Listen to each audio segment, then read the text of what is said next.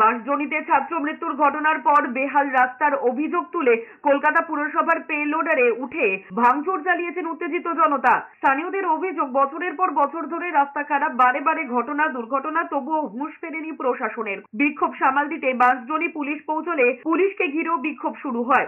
এরপর পাটুলি থানা থেকেও পুলিশ পৌঁছয়। দুটি থানার ওসিকেই ঘিরে ফেলে জনতা। এরপরই পাটুলি থানার ওসিকে কাদা জলে দাঁড় করিয়ে বিক্ষোভ দেখান স্থানীয়রা। স্থানীয়দের একটাই অভিযোগ, দীর্ঘদিন ধরে রাস্তা খারাপ হলেও কোনো ব্যবস্থা নেওয়া হয়নি। পরবর্তীতে পাটুলি থানার ওসিকে পুলিশের স্পেশাল ফোর্স উদ্ধার করতে এলে হাতাহাতির মতো পরিস্থিতি তৈরি হয়। সাধারণ মানুষ এবং পুলিশের ধস্তাধস্তি লেগে যায়। আর এরপরই পরিস্থিতির সামাল দিতে বাউন্সার নামানো হয় এলাকায়।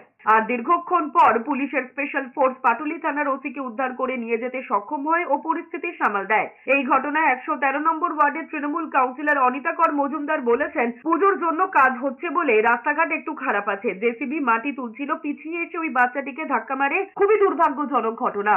আমাদের বক্তব্য একটাই, কাউন্সিলর আসুক, এসে কথা বলুক। কতদিনের মধ্যে এই রাস্তা কম করলো? 10-12 বছর ধরে এরকম চলছে, কোনো সলিউশন নেই। একটা অটো যদি ফল্টে পড়ে যায়, ঠিক আছে, তো কে দায়টা নেবে? তার দায়িত্ব কারোরই নয়।